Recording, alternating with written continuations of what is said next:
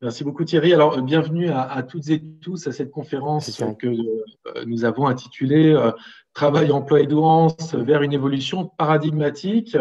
Alors, on remercie évidemment Mensa Belgique qui nous offre l'opportunité de présenter les travaux de notre collectif pluridisciplinaire de professionnels et de chercheurs qui s'appelle Travail, emploi et douance, c'est bien pratique. Et comme l'a indiqué Thierry, nous intervenons ce soir dans le cadre en fait d'un cycle d'intervention qu'on a intitulé la Diade de la douance. Donc en fait un cycle qui s'appuie sur 3 temps d'intervention. On aura l'occasion, comme l'a indiqué Thierry, en juin et en juillet, d'aborder les éléments qui ont trait à la question de la douance, à l'aune effectivement des pratiques RH, des politiques RH, notamment sur des questions de conditions de travail, de qualité de vie au travail, donc ce qui renvoie évidemment à une perception un peu différente de l'individu à qui on va chercher à trouver une place au sein de l'organisation, et puis sur des questions qui ont trait à la diversité et à l'inclusion, avec pareil aussi ce regard qui est porté sur le caractère profondément unique et singulier de chacun. Ce qu'on souhaite avec Yves, et on va se présenter bien sûr, c'est à travers l'intervention de ce soir, constituer en fait le fond d'entente. C'est-à-dire que en tant que professionnel, en tant que chercheur, pour pouvoir porter un regard qui soit le plus juste possible sur la douance dans le champ des activités humaines et notamment du travail, de l'activité professionnelle, eh bien, on a besoin d'enrichir le paradigme pour penser la douance autrement. Et en fait, pour dire les choses, penser la douance dans une ambivalence, dans une mise en écart, dans un en face. Et à ce titre-là, je tiens à le souligner, Yves, qui a rejoint le collectif donc Travail, emploi et douance, qui existe depuis 2019, a apporté énormément d'éléments. Et donc peut-être, Yves, je te laisse te présenter avant de démarrer, bien sûr, plus avant cette conférence. Juste est-ce que tu peux cliquer sur le bouton masqué pour faire disparaître la petite barre en dessous? Tout à fait. Alors attends, je m'y emploie et voilà, très bien. Merci. Alors Yves, du coup, peut-être, oui. Voilà, merci. Donc, je me nomme Yves Richer, je suis docteur en sémiologie, anthropologue et lexicographe. Est-ce que ces 3 mots parlent à tout le monde? N'hésitez pas à mettre dans le chat et j'explicite en 25 secondes. Et le fond de mon travail depuis maintenant 17 ans, c'est l'observation des activités humaines dans le monde. Donc, je regarde les humains de la planète travailler, ce qui m'a conduit en Chine, depuis 4 ans à Mindoro occidental aux Philippines, dans l'Himalaya, au Chili, au Canada, en Inde en particulier, et puis évidemment en France. Et ce fond-là, c'est ce que je vous propose ce soir, en fait, c'est d'abord tout de rester uniquement sur le sujet que je maîtrise et que j'étudie depuis longtemps, ce qui permettra d'éviter de s'égarer, et j'évite de donner mon avis sur des sujets que je ne maîtrise pas et pour lesquels je n'ai pas une expérience très une étude. Voilà pour faire court. Alors pour ma part, effectivement, Yann Jaffré. Comme je l'ai indiqué lors des échanges préalables à l'intervention, je suis à la toute base inspecteur du travail. Donc c'est évidemment un regard sur le monde du travail fondamentalement, donc à travers notamment le contrôle des entreprises, plus particulièrement du secteur privé. Mais alors, je n'ai pas que cette facette-là, puisque j'ai travaillé aussi dans le domaine des ressources humaines, à la fois dans un volet très pratique, notamment sur le volet formation professionnelle. Donc, vous savez, cette formation qui permet, à travers le développement des compétences, à la fois la professionnalisation et l'émancipation dans les organisations des individus. Et depuis plusieurs années, je travaille sur le volet de politique de ressources humaines, puisque je travaille à la direction générale de l'administration et de la fonction publique, donc en France, et donc je pilote la formation professionnelle des 4 millions d'agents publics donc en France. Et effectivement, avec Yves, nous avons des regards qui nous sont propres, des approches qui nous sont propres de la douance. Et peut-être pour introduire aussi un peu, ou finir d'introduire cette conférence, vous dire un peu comment on compte l'animer, c'est-à-dire que voilà, vous avez compris que le collectif Travail, emploi et douance, c'est un collectif pluridisciplinaire, donc nous n'avons pas les mêmes expertises, nous n'avons pas forcément les mêmes regards. On est parfois aussi dans des oppositions intellectuelles, mais on a une volonté commune de coopérer et donc de ne pas chacun rester dans sa discipline, mais plutôt de croiser les regards. Et en fait, comme on ne voit jamais mieux qu'avec 2 yeux, eh bien, effectivement, on voit bien, d'ailleurs dans les productions qui sont les nôtres, qu'on en tire quelque chose de fécond, quelque chose qui permet de poser un regard un petit peu nouveau, un petit peu renouvelé, notamment sur la question de la douance dans les organisations. Donc c'est pour ça que dans l'intervention de ce soir, eh bien, on va être plutôt sur le registre voilà, d'une alternance un peu des prises de parole avec Yves et le registre de la conversation avec une approche d'un côté qui est celle notamment dit donc, du scientifique, du sémiologue, de l'anthropologue, et puis la mienne qui est plutôt centrée sur un volet RH, même si évidemment j'ai aussi d'autres registres juridiques, comme vous l'avez vu sur la question du handicap. Sur l'état d'esprit de notre collectif, donc c'est l'idée d'une coopération finalement transdisciplinaire. C'est aussi l'idée de faire coopérer des approches qui souvent sont opposées, notamment les approches scientifiques, cliniques et professionnelles, pour essayer d'enrichir les travaux, de voir s'il y a des convergences qu'on peut observer parfois entre ces différents champs. Et on entend aussi contribuer à la reconnaissance de la douance dans les organisations socioproductives, donc, ce qui s'adresse en fait aux entreprises, mais également au secteur associatif ou aux administrations publiques, et de cultiver, de reconnaître par-delà, évidemment, la singularité de tout individu, au-delà des individus que l'on qualifie communément de surdoués, de HQI, de HPI. Et pour cela, on cultive une approche systémique pour resituer la douance dans l'environnement de travail, en l'extrayant de toute considération identitaire, puisque parfois ce prisme de l'identité nuit à une bonne compréhension de la douance, de ce qu'elle implique, de ses problématiques, notamment dans le monde du travail, et elle empêche, notamment par exemple les acteurs RH, ou y compris n'importe quelle personne, de pouvoir justement appréhender ces enjeux dans l'univers de travail et dans les organisations. Peut-être vous dire qu'effectivement, vous l'avez compris, notre cycle de conférence s'appelle Diade de la douance. C'est quelque part l'ambivalence conceptuelle sur laquelle nous travaillons avec Yves, mais également avec les autres membres du collectif. C'est une ambivalence en fait qui nous permet de porter un regard qu'on estime un peu plus juste, un peu plus pertinent sur ce que la douance peut relever, mettre en évidence dans l'activité professionnelle, dans le monde du travail. Pour rappeler très rapidement, mais ça je pense que c'est un acquis évidemment avec toutes les personnes que vous êtes, le mot douance est un néologisme qui a été créé dans les années 1980, enfin en 1980 plus précisément, par François Gagné, qui est professeur de psychologie à l'Université du Québec à Montréal. Et donc c'est un mot, c'est une notion qui l'oppose à la notion de talent. Et donc il y a cette idée que d'un côté, il y aurait la douance qui correspond à l'attitude amalgamée avec le potentiel qui se rapporte en fait à des individus, et de l'autre, le talent, c'est-à-dire en fait ce que ces individus produisent en situation, et donc notamment toutes ces réalisations qui sont produites dans les divers champs d'occupation des personnes. Alors, ce terme douance, vous savez, il est aujourd'hui de plus en plus employé, il remplace les termes de surdouement, y compris de surdoué, parce qu'il est toujours un peu plus facile de dire j'ai une douance plutôt que de dire je suis surdoué, ce qui renvoie à une conception profondément identitaire, mais on va y revenir ultérieurement. Nous, ce qu'on constate en tant que professionnels, effectivement, du monde du travail, en tant que chercheurs, c'est que cette conception-là de la douance, y compris mise dans un emphase avec la notion de talent, elle est peut-être insuffisante pour appréhender ces enjeux dans les organisations du travail.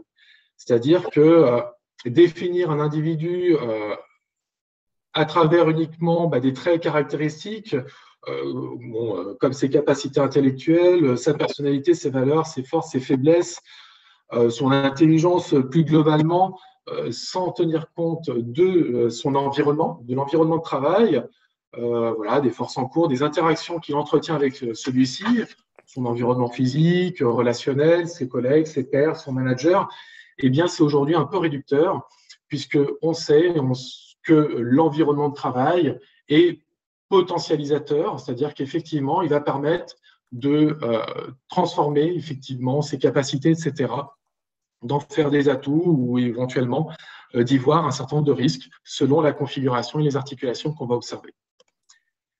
C'est pour ça que nous portons cette idée de dyade de la douance. Donc la dyade, on regroupe effectivement deux notions qui se montrent finalement complémentaires, qui se nourrissent réciproquement.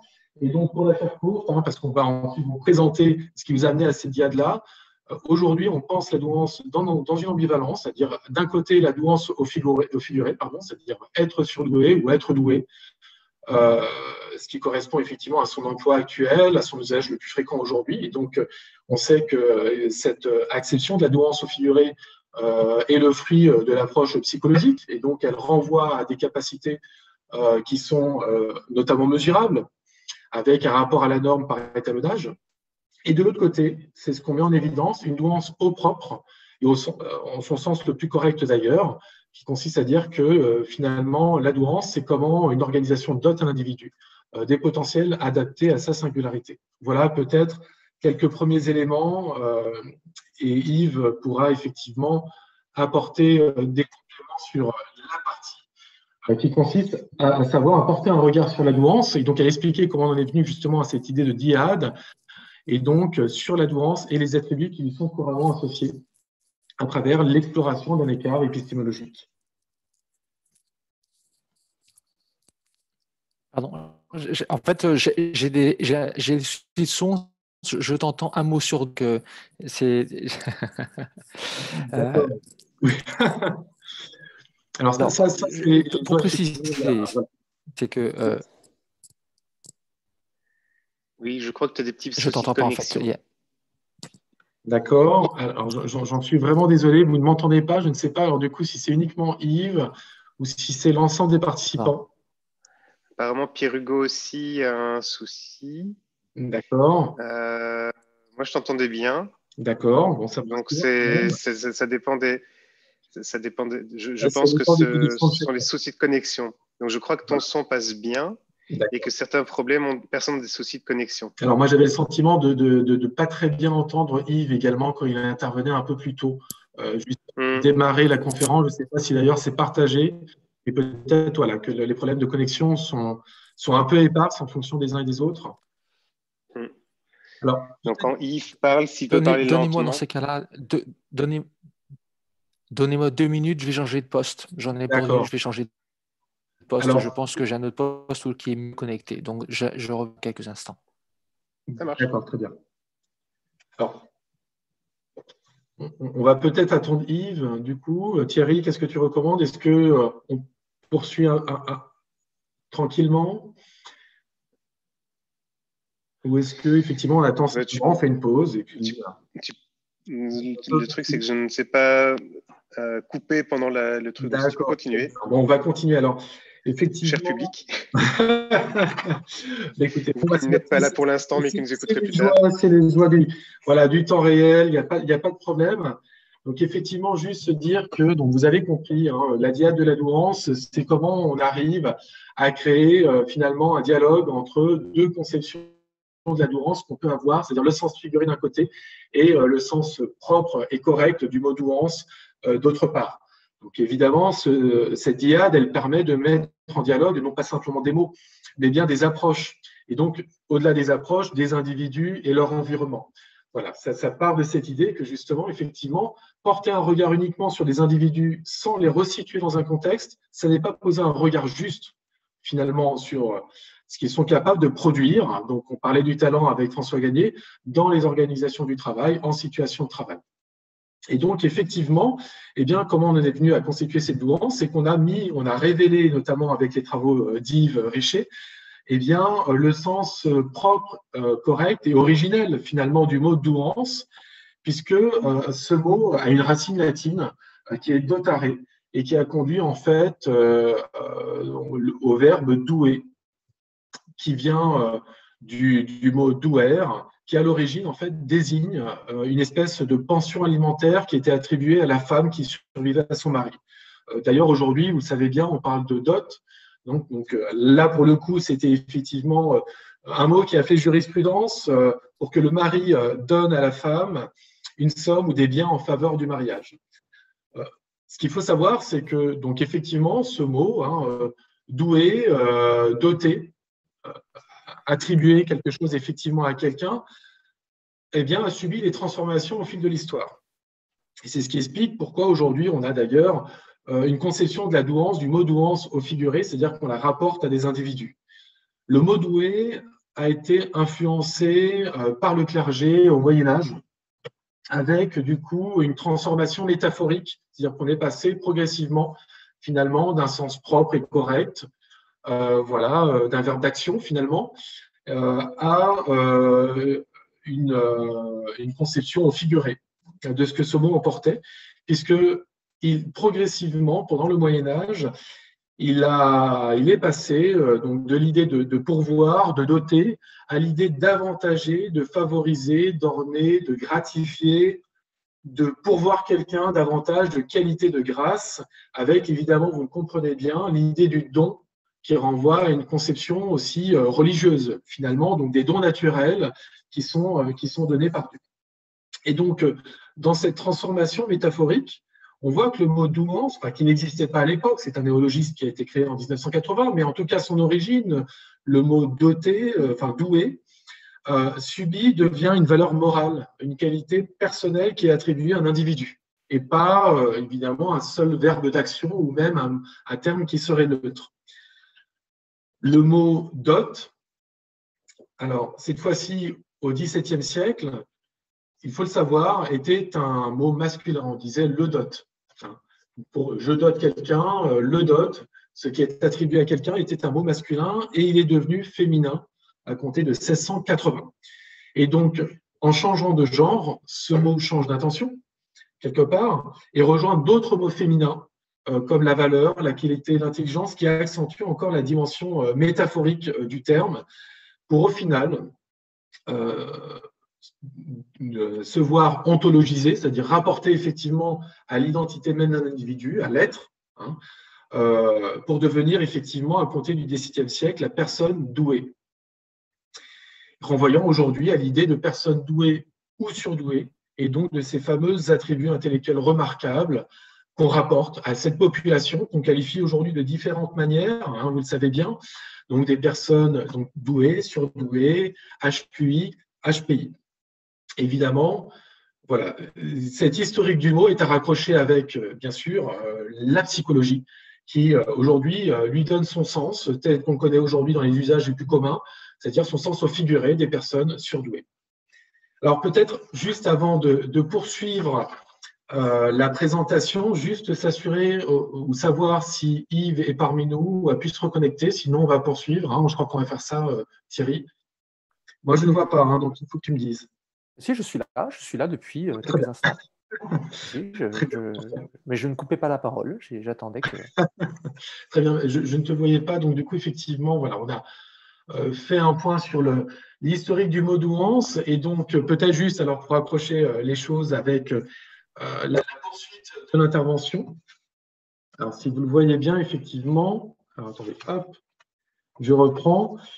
Alors, je me permets quand même un point, c'est que le mot doué, une personne douée est arrivé au XXe siècle. C'est-à-dire qu'au XIXe siècle, nous avons un conflit majeur chez les grammairiens, en particulier chez Noël Chepsal et chez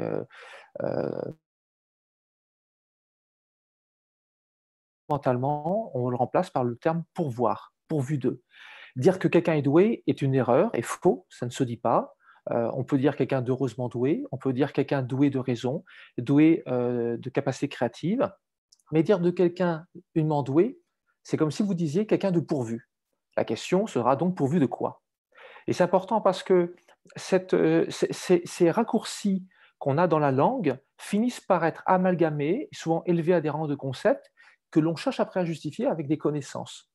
Dans mon travail quotidien, que ce soit en France ou à l'étranger, lorsque j'observe une personne ou un groupe de personnes qui n'ont pas forcément, comme nous, une langue alphabétique ou qui ne sont pas d'origine indo-européenne, il n'est pas possible de pouvoir projeter sur des cultures à l'écart de la nôtre nos modèles moyenâgeux ou qui ont subi des négociations disciplinaires entre le XVIIIe et le XXe siècle. Donc, c'est important de bien comprendre que, y compris le mot surdoué, dont l'origine est à la page 184 de l'ouvrage de 1932 de Léon Daudet, que j'ai étudié en long, large, en travers, je puis vous assurer que Léon Daudet maîtrise la langue française. Il n'y a aucune ambiguïté sur la maîtrise du mot doué, qui est donc utilisé au sens de Becherel, c'est-à-dire pourvu de, et il associe le terme sur comme le préfixe qui n'est pas un préfixe qui renvoie à cette idée de supériorité, mais de sur, c'est-à-dire qui survole plusieurs disciplines. C'est-à-dire que dans le sens donné initialement par Léon Daudet à Santiago Rossignol, qui est celui qui est aujourd'hui, enfin, historiquement, je veux dire, hein, en tant que chercheur, je m'intéresse aux sources les fiables, c'est-à-dire que historiquement, le mot a été pensé pour un seul homme, qui s'appelle Santiago Rossignol, catalan, qui était dramaturge, peintre, qui a laissé une production considérable derrière lui. J'ai d'ailleurs fait un documentaire sur YouTube qui en parle, et qui avait une vocation d'être présenté, en tout cas du point de vue de Léon Daudet, qui a posé ce mot après sa mort, et qui a associé ce mot au terme comblé. C'est-à-dire que quand il parle de Santiago Rossignol, il dit surdoué et comblé.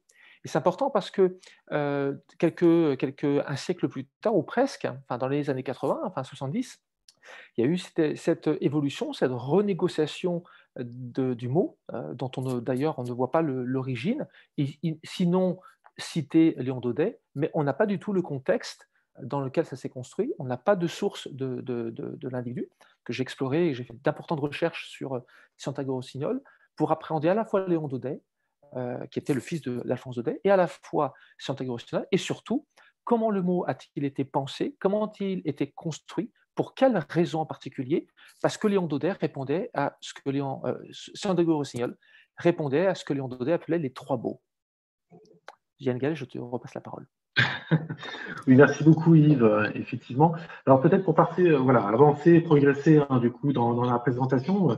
Donc cette idée de rapprocher justement l'idée de douance au figuré à des individus dont on peut mesurer un certain nombre de caractéristiques, notamment intellectuelles, et bien renvoie bien sûr aux tests de QI que vous connaissez tous, qui ont été créés en 1904 par Binet et Simon, donc psychologue à la demande du ministère de l'Éducation français, avec cette intention de détecter des enfants souffrant de déficiences intellectuelles pour leur fournir des réponses éducatives adaptées.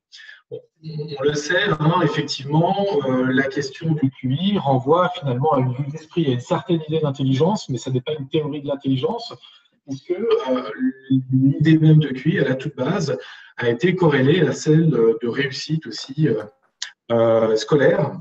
Et donc, effectivement, elle ne recouvre qu'une partie de ce qu'on pourrait imaginer être l'intelligence, même si, effectivement, les études les plus récentes tentent à démontrer que, par exemple, en matière de créativité, il y a des corrélations entre le potentiel créatif d'un individu et son QI jusqu'à hauteur de 120 points de QI, avec derrière, au-delà de ce score-là, eh bien, d'autres facteurs qui vont être autrement plus prépondérants que les facultés intellectuelles qui sont soulignées, on va dire, par les tests de QI. Peut-être de dire très rapidement sur cette question-là, du QI qui est amalgamé avec l'intelligence, et là, Yves, tu pourras apporter évidemment tes compléments indispensables, je pense, c'est que ça renvoie, évidemment, on se disait, à une vue d'esprit, à une certaine idée de l'intelligence, et notamment dans un cadre qui est socio-culturel, qui est profondément occidental. Et donc, effectivement, on voit cette idée de l'intelligence, mesurée à travers les tests de QI, eh bien, peut soulever un certain nombre de questions. Alors, merci Yann Gaël. Pareil, je vais me positionner à la fois dans l'étude conduite depuis maintenant quelques années, en prenant compte que, historiquement, l'intelligence qu'on retrouve, qui est un terme latin, on retrouve 14 locutions du mot intelligence, trouve sa filiation dans l'ancienne métisse des Grecs, qui est très ancienne, prenant compte que les Grecs viennent d'Asie mineure. Nous savons que les Grecs n'ont pas du tout la même modalité que le latin. C'est une langue de terrain, c'est une langue. Il faut bien prendre en compte que les Grecs à l'époque sont quand même sur des îles, ils ont un rapport à la mer, ils ont un rapport au voyage, ils ont un rapport à la couleur qui est très particulier et qu'on ne peut pas projeter dans le champ du Moyen-Âge, en tout cas tel qu'on va le connaître beaucoup plus tard. Donc la notion de la métisse renvoie littéralement à cette idée de pensée pratique, mais aussi une pensée circonstanciée.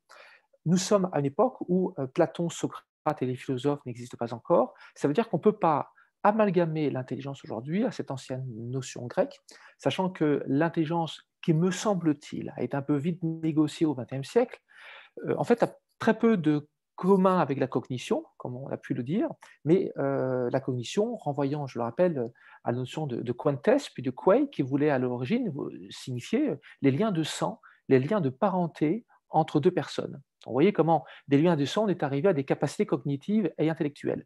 Tout simplement parce qu'à partir du XIXe siècle, quantes est devenu, à l'instar d'autres mots, figuré.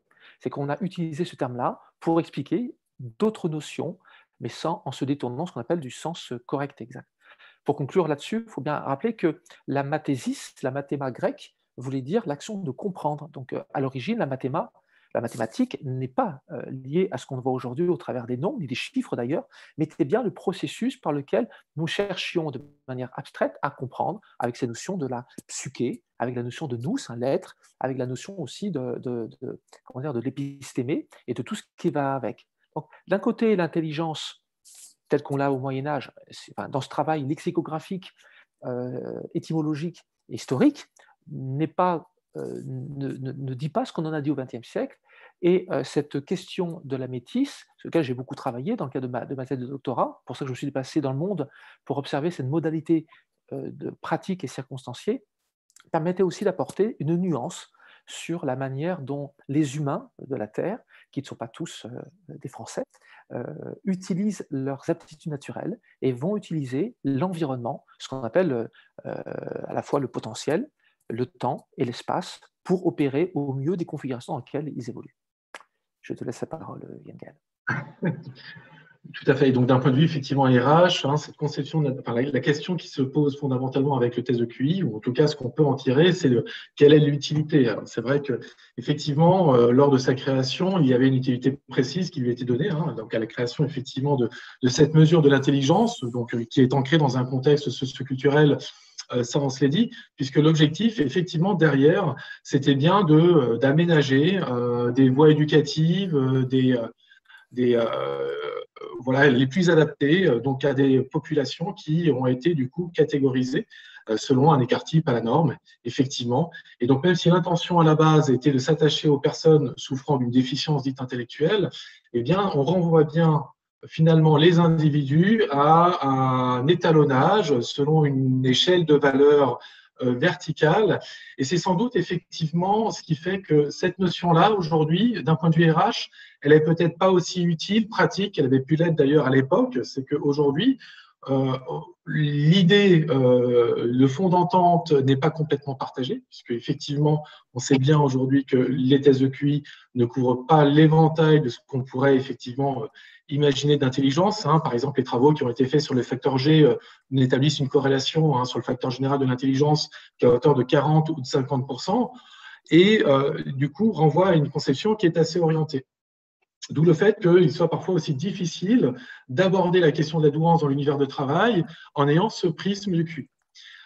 D'autant que, évidemment, ce prisme-là renvoie aussi à la conception du mot douance, du don, etc., donc qui est hérité du Moyen-Âge, c'est-à-dire qu'on est bien sur la détection de qualités qui sont vues comme des privilèges, ce qui renvoie à cette idée dans le monde du travail que les individus surdoués sont des happy few. Alors qu'effectivement, il y aurait sans doute vocation à porter un regard autrement plus neutre et peut-être objectif sur les caractéristiques de ces personnes-là et peut-être sur ce qu'elles sont en mesure de produire. Et donc, ça rejoint les travaux d'Yves sur la question des modes opérateurs naturels, qui d'ailleurs est au fondement de notre collaboration à la toute base et de notre rencontre.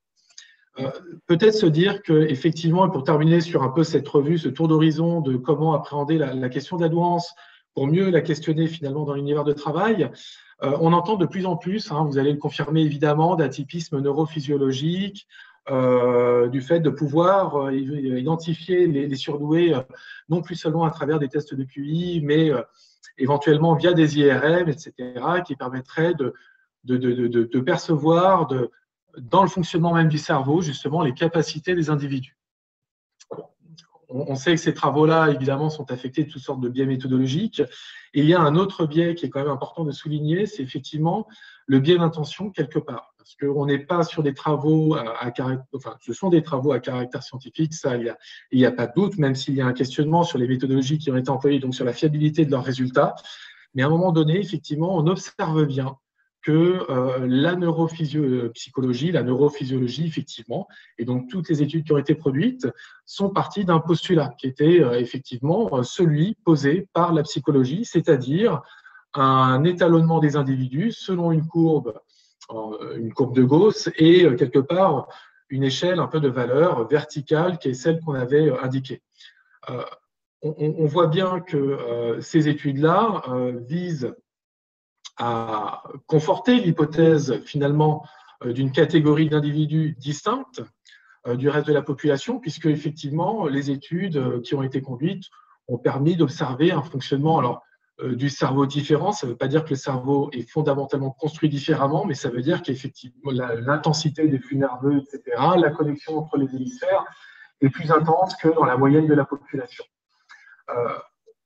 On voit que ce postulat, qui consiste à conforter effectivement une catégorisation des individus, de l'être,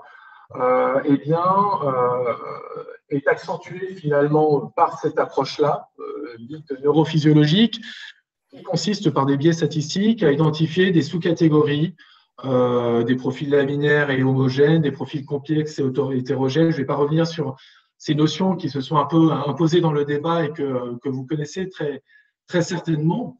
Et là où ça pose potentiellement une question ou une interrogation, je ne dis pas forcément une difficulté, c'est que quelque part, on accentue cette idée que finalement, ce prisme individuel et personnel, et peut-être s'agissant notamment de l'environnement social, de l'activité de travail, que les problèmes sont attraits à la nature même des individus, puisque ces études corrèlent un certain nombre de vulnérabilités qui seraient de nature avec les caractéristiques justement de ces individus qui sont à la fois, ou qui seraient effectivement à la fois dans le neurophysiologique et psychométrique, puisque effectivement cet atypisme neurophysiologique part de ce postulat qui est celui effectivement des tests de QI.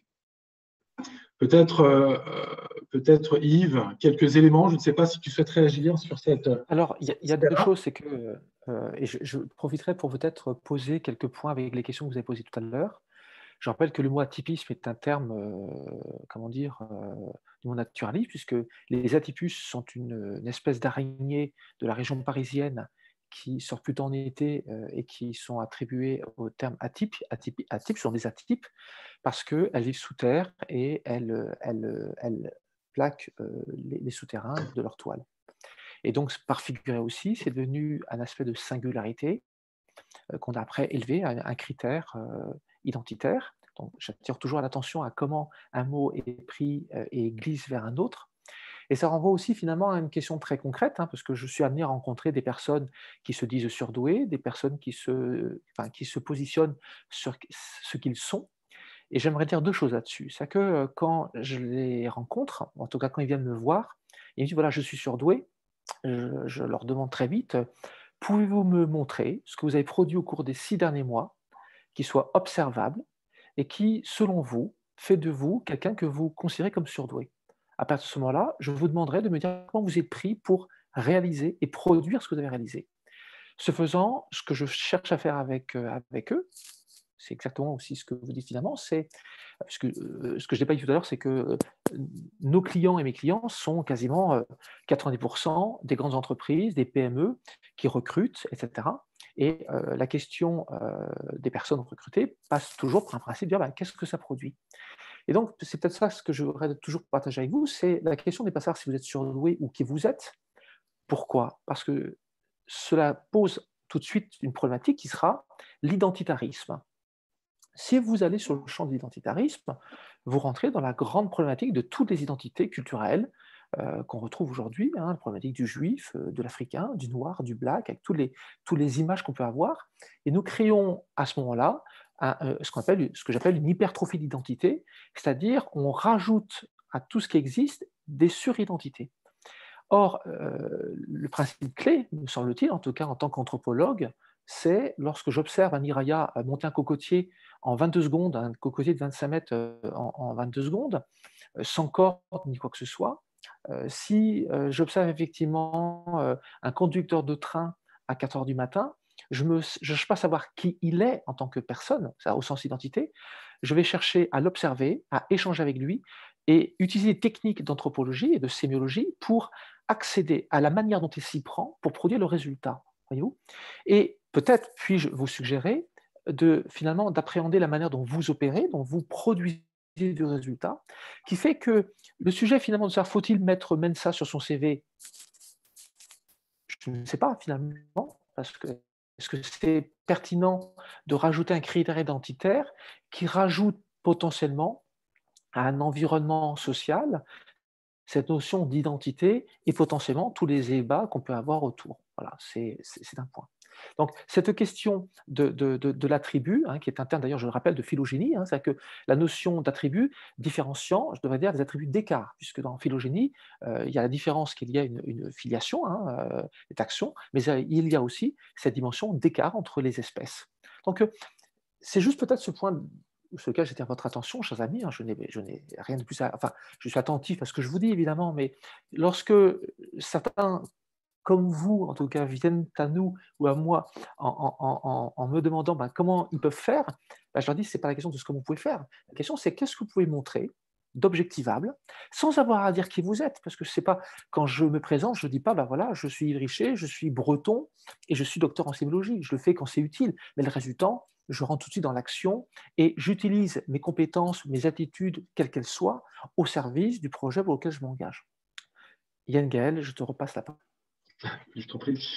Donc oui, effectivement, on passe progressivement, et merci beaucoup Yves, une dimension psychologique finalement de la douance, une dimension autrement plus anthropologique quelque part, qui est un peu le parti qui est le nôtre aujourd'hui, puisqu'il vise finalement à resituer un individu qui est certes porteur d'un certain nombre de caractéristiques, mais qui sont extrêmement diverses. La question des facultés intellectuelles, du QI, par exemple, si on prend cet outil de mesure-là, évidemment, se conjugue avec bien d'autres aspects qui ont trait au caractère même de l'individu. C'est ce qu'on s'était dit très clairement. Mais à un moment donné, avoir ce prisme-là, individuel, personnel, ce n'est pas forcément utile. Je rejoins le mot d'Yves par rapport à ça, pour les professionnels RH que je suis, par exemple, ou que d'autres sont, mais aussi pour vous. C'est-à-dire que fondamentalement, est-ce que se définir comme une personne HQI surdoué ou doué, va vous permettre d'emporter plus facilement un emploi ou d'être en capacité effectivement de pouvoir exprimer autrement mieux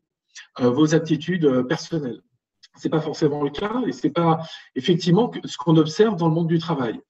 C'est pourquoi on a fait un travail de recension dans un premier temps des études qui avaient pu être réalisées justement sur la question de la douance au travail pour essayer de voir ce que ça mettait en évidence, justement des dynamiques à l'œuvre entre ces individus et leur environnement de travail.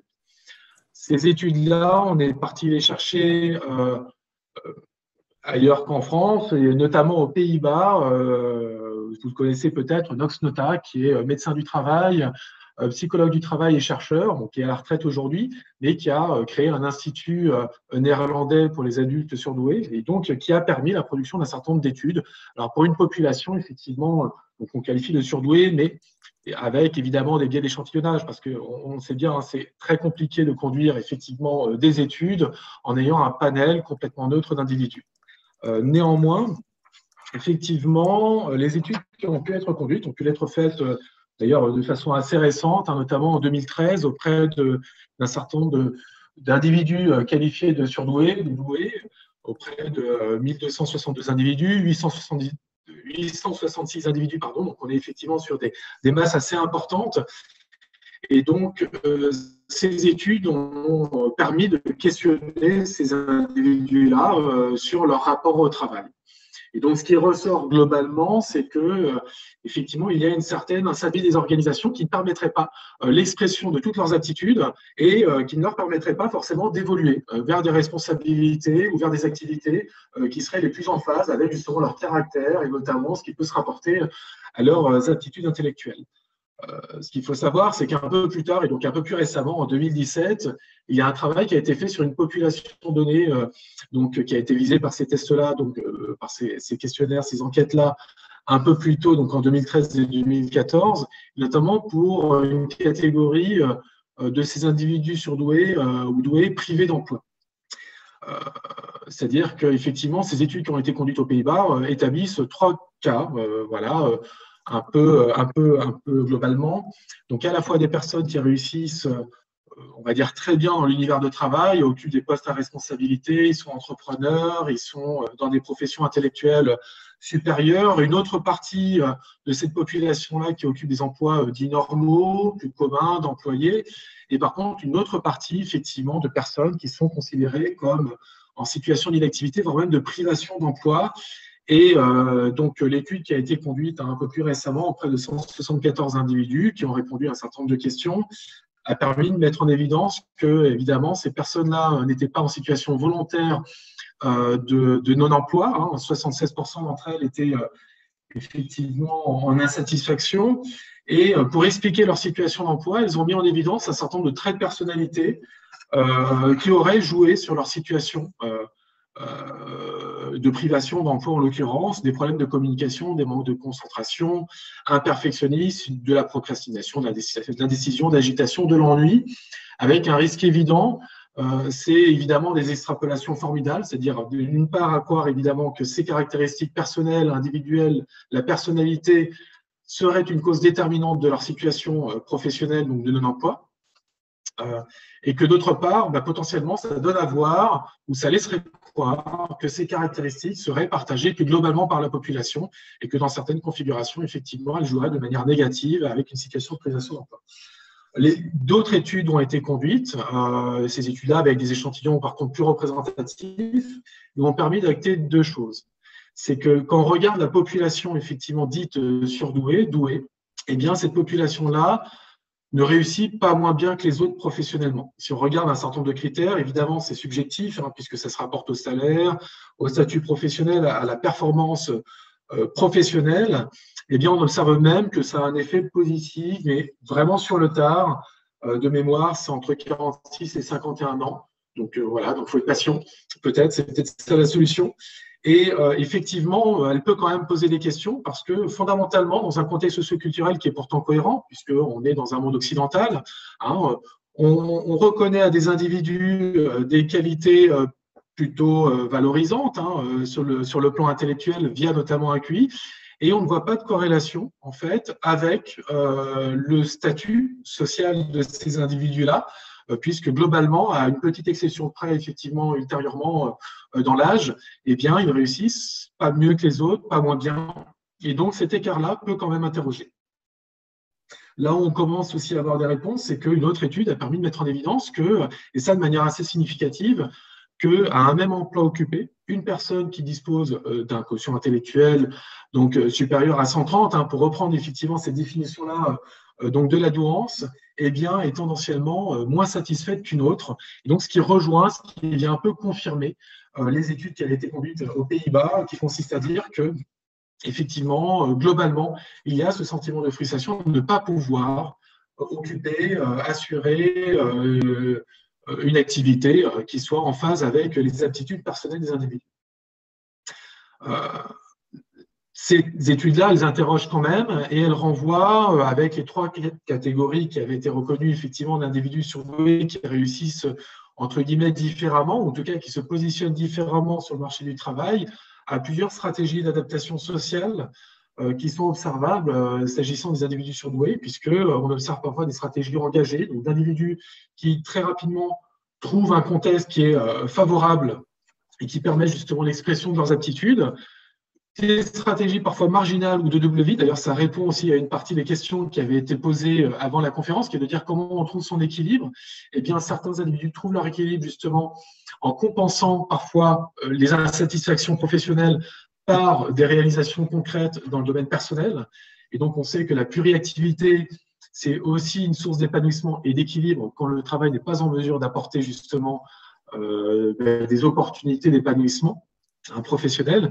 Et il y a par contre un cas plus préoccupant, et préoccupant à tous les niveaux, déjà pour les individus qui sont concernés et puis pour les professionnels RH que je suis et que d'autres peuvent être, ce sont les stratégies de fuite, où on observe effectivement du décrochage de personnes qui, à un moment donné, effectivement, parce qu'au niveau professionnel, ils n'arrivent pas à avoir les réalisations et la reconnaissance qui pourraient être la mieux corrélée possible à leurs capacités, eh bien, on donne tout espoir de réussite dite intellectuelle et de développement personnel.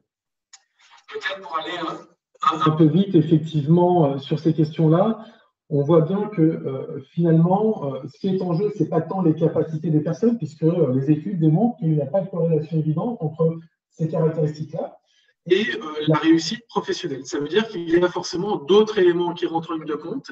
Et donc, c'est pour ça que, quand on parle de diète de la douance, ça renvoie aussi à cela. On ne peut penser la douance que dans cette ambivalence, en fait, qui permet de penser l'individu dans un environnement et penser effectivement les interactions entre les caractéristiques de cet individu-là et les dispositions prises ou pas prises par son environnement pour potentialiser les talents, permettre effectivement à l'individu d'exprimer toutes ses aptitudes et rentrer dans des réalisations concrètes, productives, qui soient valorisables et qui soient valorisantes également pour lui. Alors, on observe plusieurs effectivement, profils comportementaux de ces individus dits surdoués, avec des domaines qui sont de l'ordre de l'observation, de la pensée, de l'action, et qui à la fois effectivement donnent à voir sa façon d'agir, mais aussi la façon pour lui de se définir au regard des écarts qu'il observe avec les autres individus. Et c'est là où, quelque part, ça vient aussi malgré tout alimenter cette dimension identitaire qui est très très forte quand on parle effectivement de la douance et des individus surdoués, qui est parfois de plus en plus forte au détriment effectivement d'un prisme un peu plus ouvert et qui permet d'appréhender la question justement de l'environnement de travail. Ce qu'on voit, c'est que finalement, si on pense la douance d'un point de vue un peu plus développemental, eh bien, ça explique pourquoi on a aussi des profils très divers.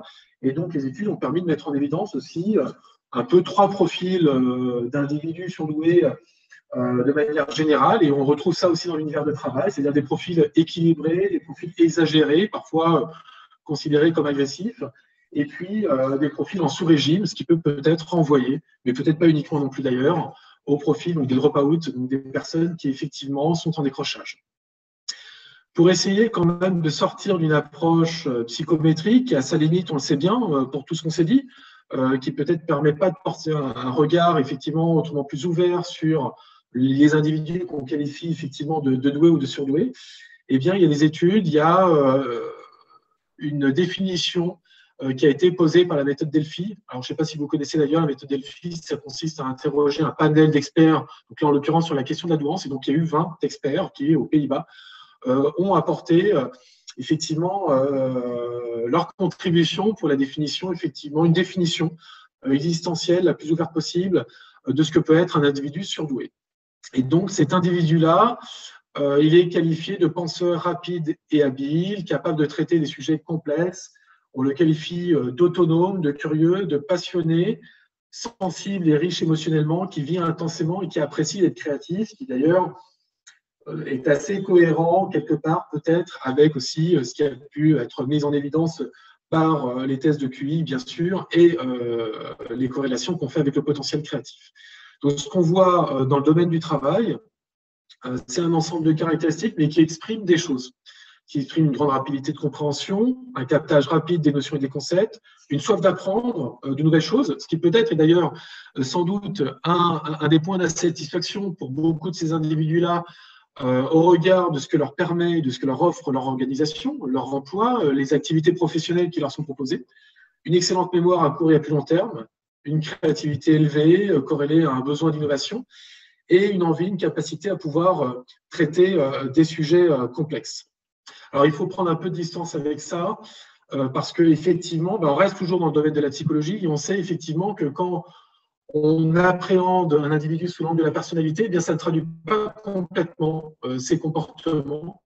Il y a des études qui ont mis en évidence, par exemple, que les traits de personnalité, finalement, ne sont pas déterminants.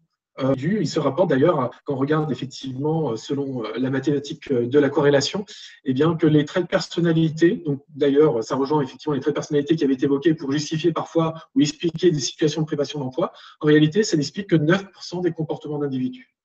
9% des comportements des individus. Et on se rappelle, et donc comme disait effectivement Yves, que les individus, ils sont évolutifs par nature en fonction du temps et de l'espace. Peut-être pour avancer, puis te laisser la parole, Yves, sur l'aspect plus anthropologique, effectivement, de comment concevoir la douance en lien avec l'environnement, de dire que, très clairement, on ne peut pas penser la douance aujourd'hui, donc, dans une perspective un petit peu statique, quelque part, qui renverrait d'ailleurs à l'identité d'un individu qui est qualifié de surdoué et qui le reste toute sa vie, même si évidemment les tests de QI le prouvent, hein, que fondamentalement ces caractéristiques-là sont bien présentes. Et néanmoins, d'un point de vue dans le champ de l'activité professionnelle, du point de vue du travail, c'est pas une information qui est utile, puisque effectivement on voit bien que les individus évoluent, se retrouvent dans des situations d'emploi, de travail, qui ont trait non pas tant à leurs caractéristiques, mais bien à une logique de développement. Et ce développement-là, finalement, il trouve sa source à la fois dans ses caractéristiques individuelles, mais dans les interactions qu'elles entretiennent avec l'environnement. Ce qu'on observe, mais on va la faire assez courte, hein, si vous voulez consulter, aller plus avant dans nos travaux, eh bien, nous publions, et là nous publions prochainement d'ailleurs dans un ouvrage international et scientifique avec des universités lusophones. Et donc voilà, donc un ouvrage qui est d'ailleurs porté par l'UNESCO, donc dans lequel justement on met en évidence ces éléments-là, donc qui va paraître là dans quelques mois et quelques semaines. Mais on voit bien qu'il y a des décalages en fait entre cet individu-là, sans doute du fait de ses caractéristiques-là et son entourage. Donc on le voit d'ailleurs, hein, c'était une des questions qui était posée au tout début avant que la conférence ne démarre, en disant comment je fais pour m'adapter parce que je vais très vite et les autres individus, ma hiérarchie par exemple, ne me suivent pas.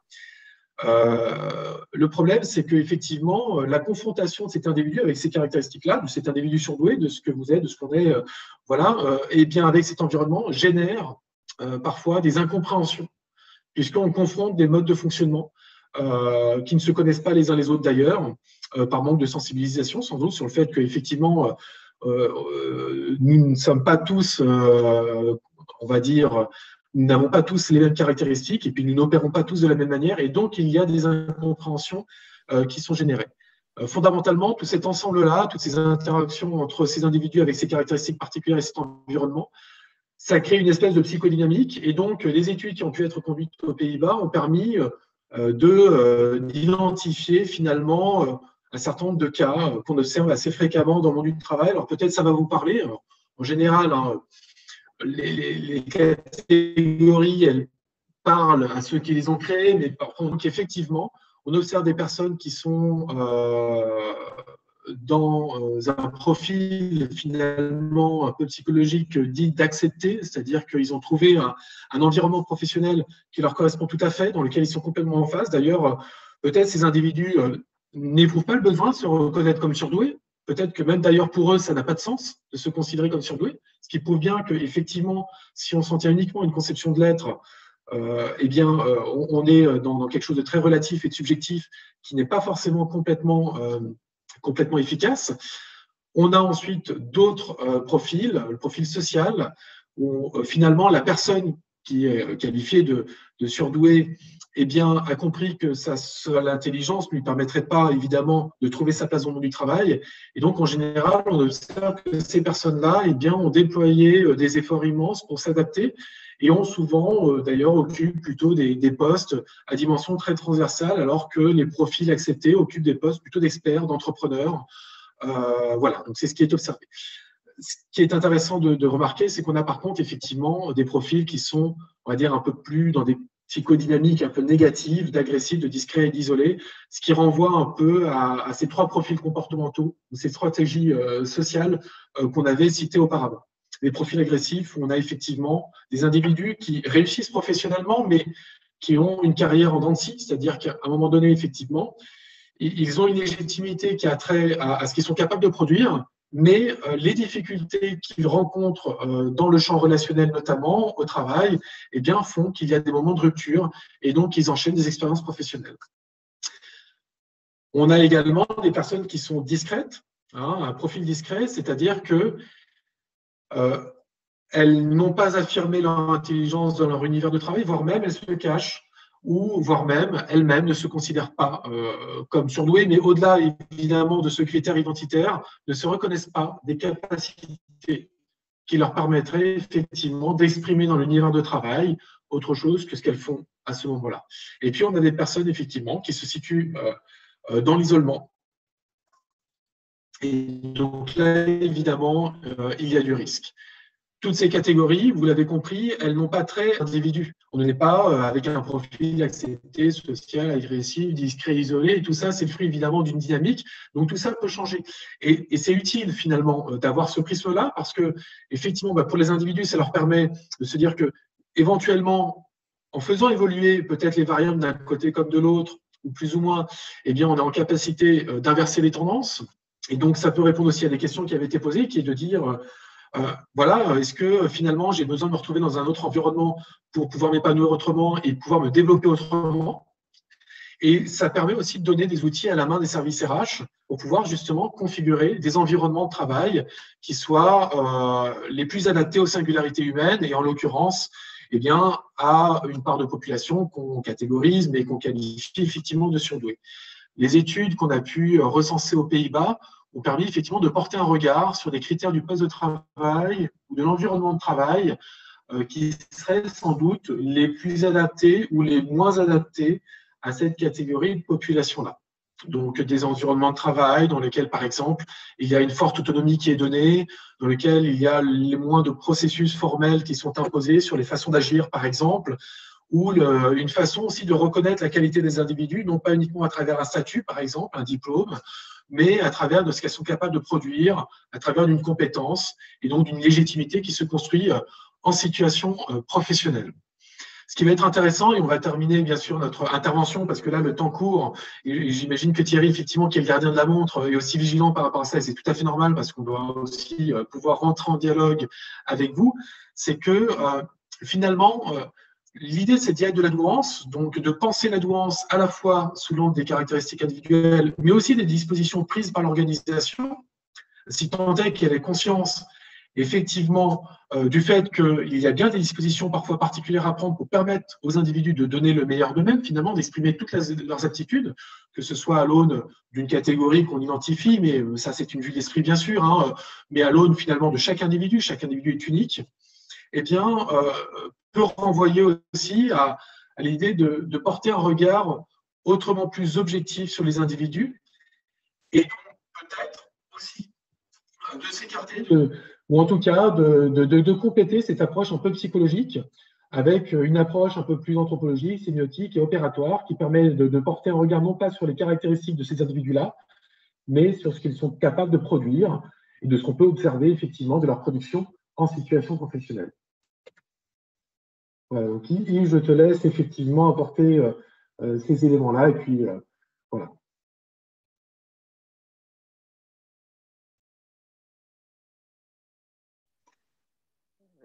Yves, oui. Je vais essayer de lui remettre. Hop.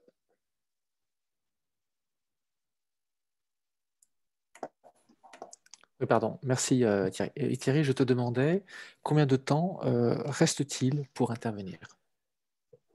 Ça serait, si vous pouviez clôturer d'ici plus ou moins 5 minutes, ça serait pas mal, parce que c'est au niveau de l'énergie. J'ai constaté qu'au niveau de l'énergie du public, ça peut devenir difficile après ça. Et puis, il risque d'y avoir pas mal de questions-réponses après, donc pour avoir du temps pour ça.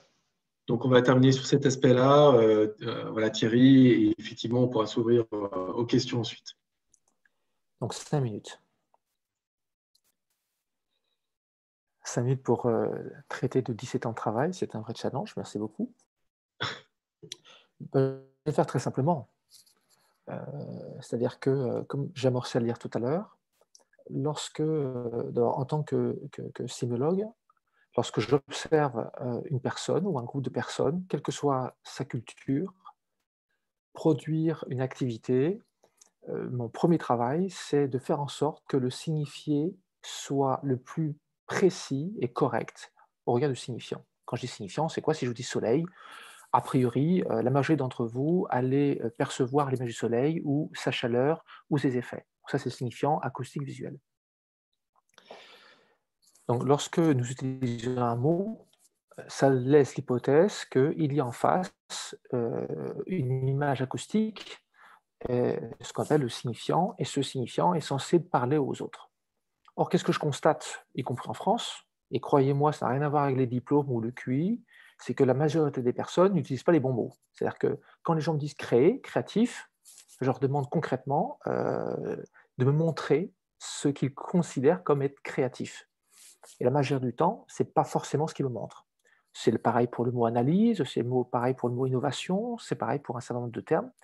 Et là, donc je fais avec eux ce que je fais dans mon métier en général, c'est-à-dire que je vais chercher d'abord avec eux à leur proposer le mot correct et juste. Quand je dis correct et juste, qu'est-ce que je dis? Je dis juste que, enfin moi je suis très basique, un lexicographe c'est quelqu'un qui travaille sur l'histoire des mots, qui les classe par catégorie et qui évite de mettre des mots qui n'ont rien à faire ensemble, pour faire court. D'accord? Donc lorsque pour une entreprise, pour des fiches de poste, pour des recrutements, pour de la reconversion, la mobilité, de l'intégration, de la création d'entreprises, etc., les personnes, ou c'est des personnes qui sont dans des positions telles que les vôtres et qui souhaitent, si vous voulez, s'appréhender avec justesse. Et quand je dis justesse, qu'est-ce que je veux dire? Je veux dire en écart avec l'idée qu'elles ont de leur identité telle qu'elle a été construite par d'autres qu'eux. Eh bien, cette question est très claire, c'est, comme je l'ai dit tout à l'heure, ben, montrez-moi. Ça, c'est un truc très basique, hein, en tant que scientifique. Ne m'expliquez pas, hein, explicare, indicez les plis, ne m'expliquez pas qui vous êtes avec votre référentiel intellectuel, montrez-moi. Montrez-moi comment vous opérez. Montrez-moi comment ce mot, selon vous, vous l'utilisez et vous le pratiquez. Et ça permet de faire quelque chose de très simple, chers amis. Ça permet d'abord de pacifier parce que, vous l'aurez compris, je ne suis pas un homme qui rentre en débat. Je n'ai pas que ça à faire. Et en plus, les scientifiques ne rentrent pas en débat, puisque quand on est dans une marche scientifique, c'est-à-dire quoi le scientifique? C'est quelqu'un qui observe les phénomènes, c'est quelqu'un qui essaye, qui cherche à appréhender d'où s'amorce ce phénomène, vers quel résultat. Il va appréhender l'espace-temps dans lequel ça fonctionne, il va regarder est-ce que ce phénomène est observable dans les différentes parties du monde, et ensuite il va chercher à trouver les solutions pour reproduire le phénomène de sorte que ce soit similaire. On n'est pas l'identique, car l'identique est un terme mathématique, en tout cas du nombre, on va chercher la similitude. Donc lorsque nous travaillons sur cette question de détection, d'évaluation, j'utilise moi le mot évaluation au sens fort du terme, c'est-à-dire apprécier des écarts, j'ai donc non pas cherché à appréhender, donc comme je disais tout à l'heure, qui est la personne ou ce qu'elle pense d'elle, donc subjectivement, par principe même, mais bien d'objectiver. Je rappelle que dans objectiver, il y a le préfixe ob, hein, qui d'ailleurs a donné lieu aussi à op, hein, oppressé, offensé, etc.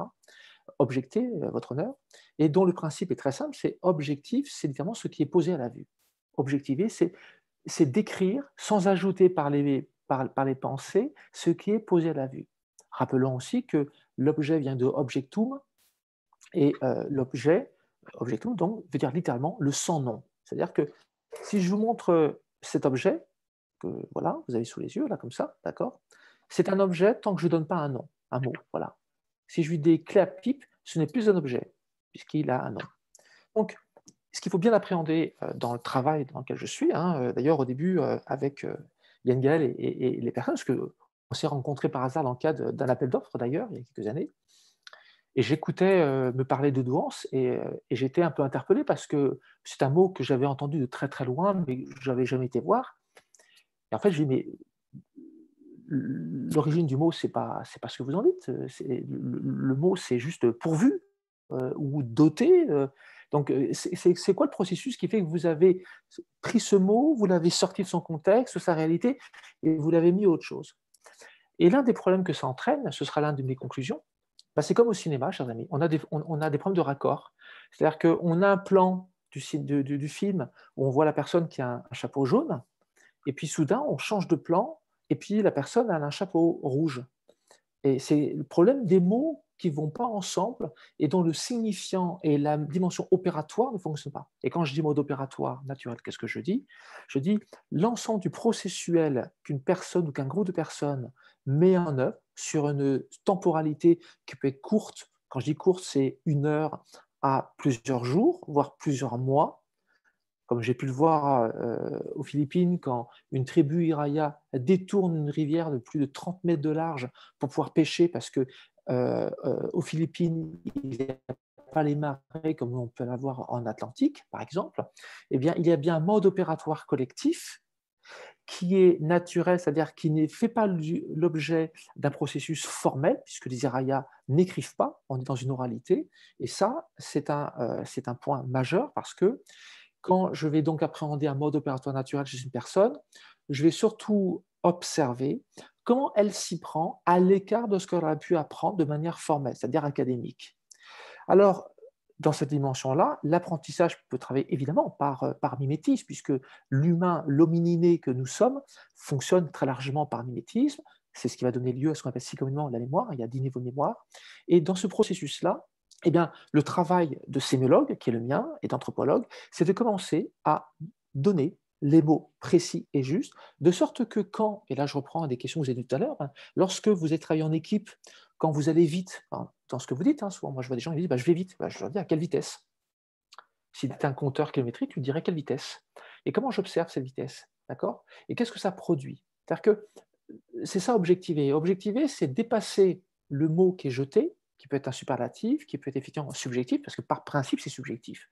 Et le travail de l'objectiver, c'est de montrer à l'extérieur de moi ce que ça produit comme résultat. À partir du moment où vous pouvez l'objectiver, indépendamment de ce que vous y pensez, c'est-à-dire que sans ajouter autre chose que la description de résultats observables, alors à ce moment-là, vous pouvez commencer à devenir ce qu'on appelle compétent de vous-même. C'est-à-dire que vous allez pouvoir ressourcer, non pas qui vous êtes au niveau identitaire, mais bien comment vous pouvez épaissir d'abord votre espace sémantique, comment du coup vous pouvez renourrir l'échange avec les autres, car c'est un des grands problèmes que je rencontre chez les personnes qui s'identifient comme surdouées, c'est étonnamment le problème de vocabulaire, car comme du coup ils se sont mis dans une construction identitariste de ce qu'ils sont, ils ont perdu de vue la dimension lexicale, pratique, opératoire et objectivée.